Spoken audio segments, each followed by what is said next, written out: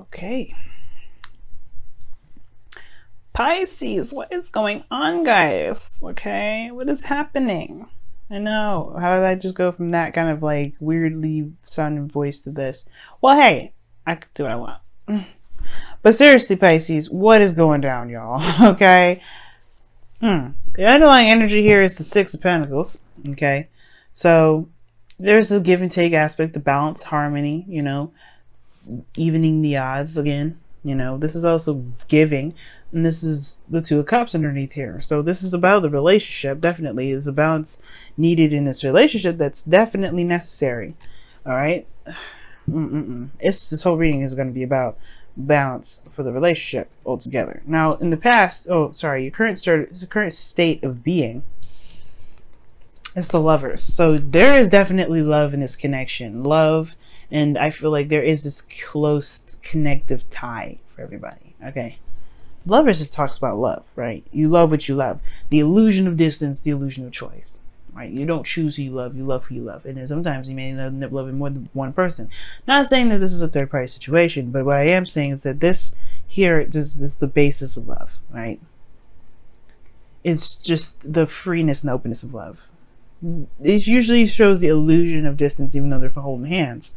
But, the deck doesn't necessarily portray that right away. It does. But your desired outcome is death. Well, this is just very interesting. You're in a you're in a place where you guys are, currently, I don't know. I don't want to say focused on love, but it's more of like there's a lot of emphasis on the romance, a lot of emphasis on the connection, a spiritual connection, of course, of all sorts. And you have here the Death card coming up, which talks about releasing something being put to death, ending.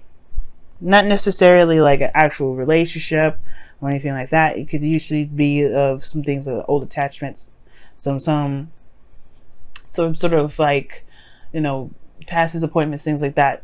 Things that are no longer relevant, no longer help push you forward. They kind of hold you back. It's like it's like having a mattress in a room already, and you wanting to buy a new mattress. You have to get rid of that other mattress in order for there to be a mattress in that room, right? Same principle, same kind of thing. And I feel like there is just this desire to want to make room for something, make room for new things to come in. Okay. But the thing that's keeping you from being able to have this new thing, to be able to, explore and to have a rebirth, is the Seven of Swords. It's just about taking a risk, doing something that's uncomfortable. And it might be because of the Knight of Swords. Okay. The Knight of Swords could be somebody that's a Sagittarius, Aries, Leo.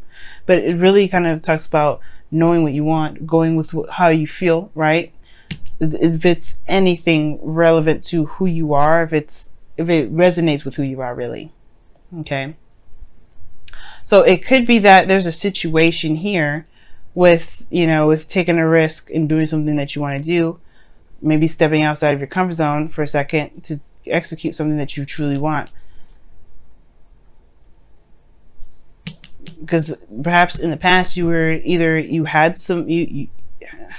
the thing. The Knight of Wands could be anybody, right? It could be you. It could be somebody you're dealing with. I don't think there's a lying situation, though. I do think there's perhaps avoidance, though. Because it's not necessarily exactly what you want, right? Or maybe there's somebody here that's avoiding the situation altogether. I'm going to go ahead and pull for this because this one's a little bit interesting. So you have the Lovers here. You have death is your desired outcome. But then you have the Seven of... See, this deck is about to piss me off. See, it just keeps sliding all over the place. This is the thing with this deck. But... oh my gosh. Can you just stay? Thanks. Yeah, but then you have the Seven of Swords and the Knight of Wands as the reason why you have the Seven of Swords is the blockage. I mean, we're going to come back to this actually, because the rest of the reading will kind of help explain what this actually is trying to say, because there's a lot of possibilities of what this could mean. It could be that you're trying to take a risk because this, before it was something that was fun, it was very, enjoyable, and now it's not. Now it's something that's a lot more serious and puts you in a very uncomfortable situation, which is why you have death in your best path to follow. Excuse me. It could indicate that, you know, the relationship has kind of gone sour, right? It could be that the situation makes you feel more trapped, because the Knight of Wands is very opposite, is very opposing to this energy with the devil. Yeah, it may be fun, it may be exciting, right? It may be that the situation perhaps just got really serious, and it made you feel as though there's not a lot of, you feel disempowered in this connection now. This is talking about finding your truth, finding your power, finding who you are through a situation that may not feel like you can. Because right here with the Four of Cups, you don't feel very, you feel very apathetic with this. You don't feel like you don't really want to do. You don't care about it. You're like, this is giving me no sort of pleasure, no joy. This is the same old mess. I just don't. Yeah, there's a connection here, sure. But with the give and take is messed up. The balance of the situation is not exactly up to par, right? I think somebody may have not been doing their due diligence, and now the fun of the relationship is now somebody else taking care of your stuff. You taking care of someone else's responsibilities. You know what I mean? And it could be that there's some sort of behavior or some sort of pattern as well that needs to be changed, which is why death is coming up. Perhaps it's a change or a desire to do something differently, based off of, the balance that's going on in the relationship. Perhaps there's too much giving. Perhaps you're giving too much right now, Pisces. Perhaps you're taking care of someone else's stuff, or you're doing something for someone else, or you're handling certain things for someone else, and they need to just deal with it on their own. You know what I'm saying? It could be that right now you have an individual that's not reliable, and they're not really taking this seriously because you're handling it for them. Which can lead to be like, well, there's no fun anymore. I don't see the fun. The Three of Cups, what you're looking for, is like fun, but the cup is right behind you. Perhaps it's just leaving it behind. That's what needs to be done. Taking up a new idea, a new principle, a new truth, which is this Ace of Swords energy. I feel like the hopes and fears with the Seven of Cups is actually not a bad card, because it tells me that perhaps you want to escape into a fantasy. I mean, because here's the thing. Escape into a fantasy can be nice. It can be fun. But honestly, it can get in the way of this. It can get in the way of trying to get some sort of balance, some sort of clarity. Running away and escaping may not actually be your best bet. Even though your ruling planet is Neptune, and the planet of Neptune talks about disillusionment and escapism and things like that, this is probably not the right thing to do right now. Honestly, perhaps looking at what's wrong, what's messed up, will actually help you regain balance in your life. Now, I'm not saying that you guys escape or anything like that, but I feel like there's a situation, the Seven of Swords, where there is not a lot of looking at the situation for what it truly is. Like, there's certain things that someone else can do, and then there's certain things that you can do. And I feel like there is a part of this where there's going to need to be like a recognition of what you're doing, so that way you can correct the certain behaviors that's messed up in the relationship, right? That may not be working for you, right? If someone else is doing this, so you do that, is that something you should be doing? Probably not, right? At the same time, it's like they're responsible for their own stuff. You got to be responsible for your stuff, right? So that's the whole thing with the balance. Someone wants to have a party all the time, and the power goes out because they don't pay the bills. That's at that point you got to figure out if this is something you want to deal with. Somebody that can't really be reliable, can't be, chipping in their 2 cents. You know what I'm saying? If they don't chip in their 2 cents, then you can't be in it, right? You don't want to. You don't have to. You don't have to pick the slack for somebody because you want to be with them. If you want to do that, you can. But you don't seem like you're very happy here because you want death in your outcome. So, I mean, I was going to clarify the Seven of Swords and the Knight of Swords, but I feel like I figured it out with all of this. Because something here is just like, something is being avoided, hardcore. Something's not being looked at. Why? Because somebody's not reliable. Somebody's doing something that they shouldn't be doing. Now, these two cards together can be really good. Actually, these three here, this nice little crescent I've got going on here. Devil, Knight of Wands, Seven of Cups. This person is fun. This person is loving to be around. Like, they are exciting to be around, okay? But they can't, they don't know how to be practical. They don't know how to be serious. Yeah, it's great that they, that they feel something for you and you feel something for them, but that's not enough, apparently, right? And it is okay for that not to be enough. You want somebody to be able to just go ahead and say, you know what, let me go ahead and do what I need to do so that we can be, we can be solid. But here's the thing, it's the Two of Cups talks about both parties in their right doing something that misaligns the whole relationship. I'm not saying that this is your to blame, of course, but whatever they're doing, you may have to you can't control someone from doing something differently, right? We all understand that, right? So the only way we're going to be able to do something to improve the relationship is to change ourselves. So what patterns are you doing, Pisces, that would potentially benefit the relationship for you? So that way, because if you do something differently, it's going to look weird if the other person's going to continue to do the same behavior. Not a manipulative thing, right? Because you're not trying to control what they're doing. You're trying to control yourself, right? You're just going to control who you are. You're going to control what you're doing. You're going to control what your responsibilities are and handle that.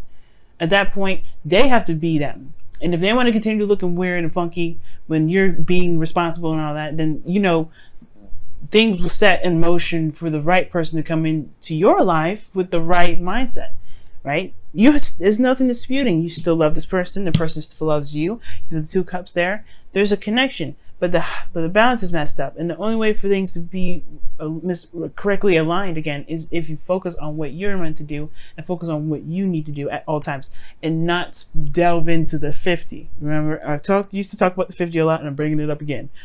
Now that 50-50. As long as you're doing your 50, you're good. If that person's slacking on their 50, that doesn't take away from your 50. Because everybody's 50 culminates on 100% relationship.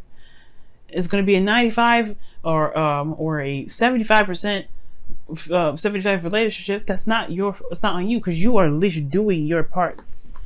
The other person's got to chip in. If they want to be irresponsible, they want to have fun all the time, they don't want to be serious, then that's on them. That does not take away from you. That's just they're messing themselves up. But it has to come from you, Pisces. You have to see what you're doing so that way you can maintain your 50. And they mess it up, you can be right on and be like, look, this is what needs to happen. This is what needs to change for you to be able to be comfortable staying in this relationship. Or you just go ahead and say, you know what, perhaps this may not be us. Maybe this isn't us, right? Don't be afraid to just kind of state your boundaries. State yes, exactly. Don't be afraid to state your boundaries. No place like home, Pisces. No place like home. But No Place Like Home talks about protecting the house, protecting you. You are the home. You are the safety net. You are the place of serenity and peace of yourself. You are the only person that truly accepts you for you. You're the only person that sees what you need. You know that your lawn is messed up. You're going to go ahead and trim it.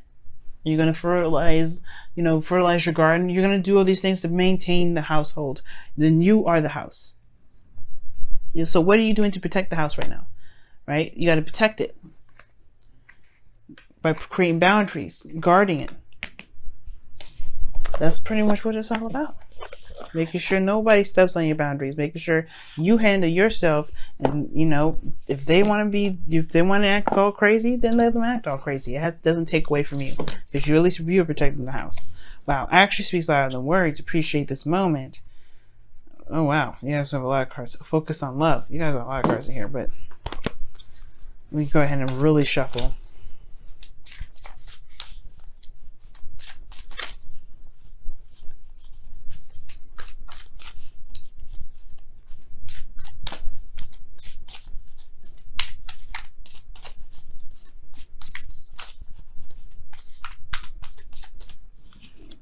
Wow, new love. And it says, embrace this new opportunity of love that is here. This may pertain to work opportunities or spiritual growth.